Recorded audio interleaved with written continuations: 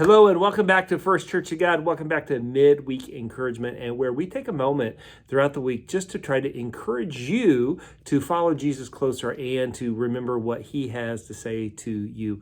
Now, friends, I was raised to dive in and try. That was the attitude I was taught. Dive in and try. Even if you don't know what you're doing, dive in and give your very best. So when it comes to items not working, I am very driven to try to attempt to fix them rather than toss them out and get a new one. I'm also, like my dad, I'm very tight with my money.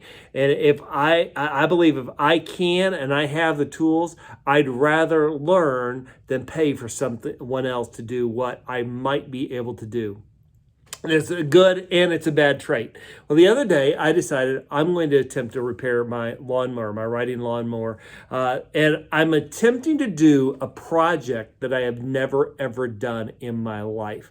I've never even been shown how to do this other than on a YouTube video. Well, I had everything that I needed, all the tools I needed. And I had done everything I needed to do for this particular repair. I didn't know if it was going to work or not. I was putting all of the bolts back in and finishing up when all of a sudden one of the bolts tended to turn a lot easier than any of the others. And what happened was the head of the bolt broke off. When I'm working on something and something breaks like that, maybe it's happened to you, we want to quit. We want to give up because we feel like we're a failure, we feel alone, and we're afraid of what it might cost or what other people might think of us. I heard about a couple whom he was afraid of the ice. Not ice cubes, but ice over bodies of water. And they lived up in Nova Scotia, and they needed to cross this frozen lake, but they were afraid to do it in a vehicle. But on the ground, they could see tire tracks from other vehicles that had crossed. So they got the four-wheeler out of the back of the pickup, and they headed across this frozen lake. Larry and Chrissy Waters, they're going across this lake. And all of a sudden, there is a sound that was rather terrifying and a jerk of the four-wheeler. The ice did what the ice can do. And something that happened, the ice gave way. The four-wheeler sank, and they found themselves clinging to the edge of the ice. They were trying to pull themselves out of the water, but with all of the clothing that they had on, and the clothing absorbed into the water, all of the layers that they had on. It was cold. So hypothermia was probably setting in, as well as shock. And these two things combined can cause death rather quickly. Larry was getting tired and fearful at the end that the end was near. So he moved himself over to Chrissy to give her a kiss goodbye before they passed away.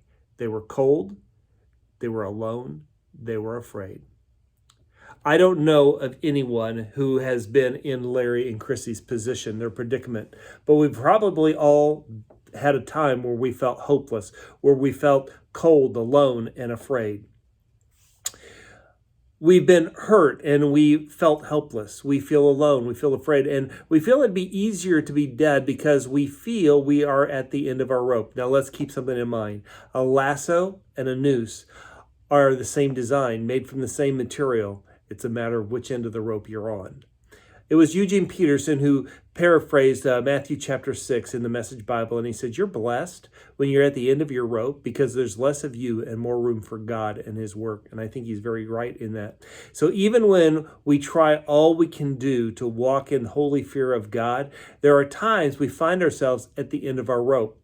In preparing this, I felt God reminding me of the words of Matthew 7:12 that says, do to others as you would have them do to you. He also was reminding me of Galatians 6:9, where it says, let's not allow ourselves to get fatigued doing good. At the right time, we will harvest a good crop if we don't give up and quit. A seed does not know the harvest that it contains, and neither do you, so don't quit. What is the fear of the Lord? Well, I think that the fear of the Lord has something to do and something that we need to learn and really latch on to. And so what does it mean to walk in the fear of the Lord? Well, for me, the fear of the Lord is to consider what it would be like if God was absent from my life. And that is not fear, that is terror. I cannot imagine what it would be like for God to just leave me here without any of his presence around me. And in other words, it would be literally hell, and that's what hell is. It is the absence of God and everything else. Total isolation, total darkness, total misery. So to walk in the fear of the Lord is to love what God loves and hate what God hates. God loves what he created, what he chose before creation. He loves you and he loves the people that he created. So he calls us to love others no matter what. Red or yellow, black and white, purple, green, or any other color in between. That's who we are to love. And so we need to allow the love of God to flow through us to all people, not just the easy ones, but even the ones that are a little bit hard to get along with. Loving others isn't always easy. There are those we want to give up on, and God calls us to connect with people who might not have been our first choice, but don't give up. Even when you're afraid, alone, awkward, or away, don't give up. In my car, I carry a tool that is called a Leatherman, and it is a combination of a pocket knife, a saw, some screwdrivers, needle nose pliers, and a mess of other tools. It's a little bit heavy, so I don't carry it in my pocket. But Leatherman was invented by a guy by the name of Tim Leatherman, and Tim and his wife were in Europe. They had purchased a Fiat, which you better have a toolbox if you have a Fiat. And they were traveling across the country, and it seemed like every motel they went into, they needed tools to fix the leaks. When they drove the car, he had his Boy Scout knife to work on it, but he could have used a pair of pliers. So he came home and he had this idea, how could I combine my pocket knife with a pair of pliers? And he worked on it 3 years to come up with the prototype. And during that 3 years, there were many times he just wanted to give up, forget this whole thing. But after 3 years, he had a prototype. For the next 3.5 years, he worked at trying to find somebody to market his idea with, someone to purchase his idea. He teamed up with somebody else. And after 3.5 years of not giving up, a sporting goods store by the name of Cabela said, we'd like to order 500. And after that, the company has just gone completely crazy in the investment of people buying Leatherman tools. But one other thing that happened before it went famous and became a great tool, they changed the name from Mr. Crunch to Leatherman, but he never gave up. My friends, the bolt that broke on my lawnmower, I didn't give up.